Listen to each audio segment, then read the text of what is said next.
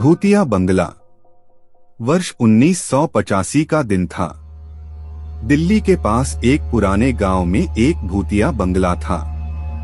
उस बंगले की कई दास्तानें सुनी जाती थीं। रजनी और उसका परिवार शहर से गांव घूमने गए थे।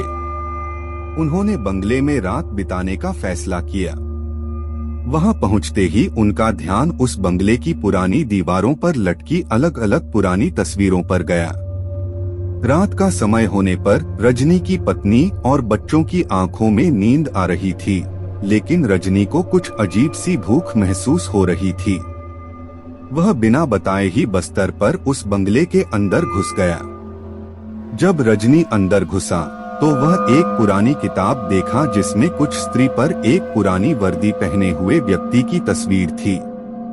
उसने उस किताब को खोला और पढ़ने लगा।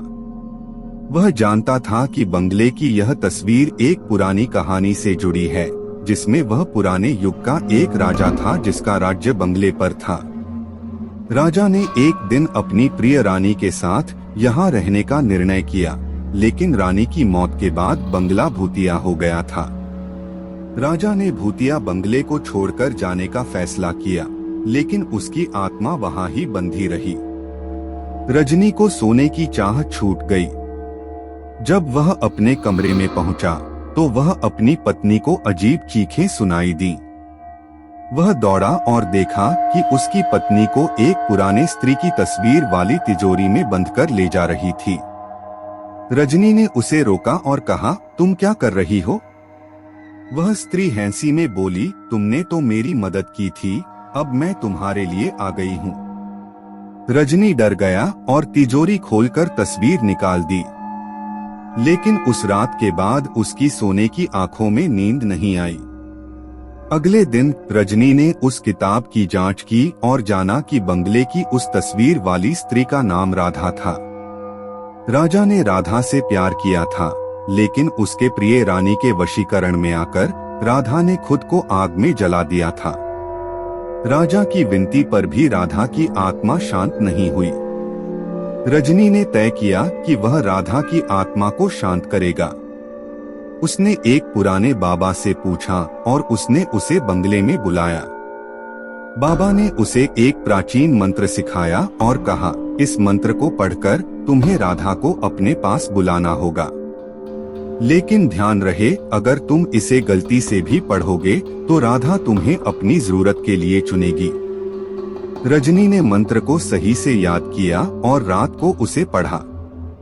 जैसे ही मंत्र समाप्त हुआ, बंगले में अजीब सी ठंड छाई।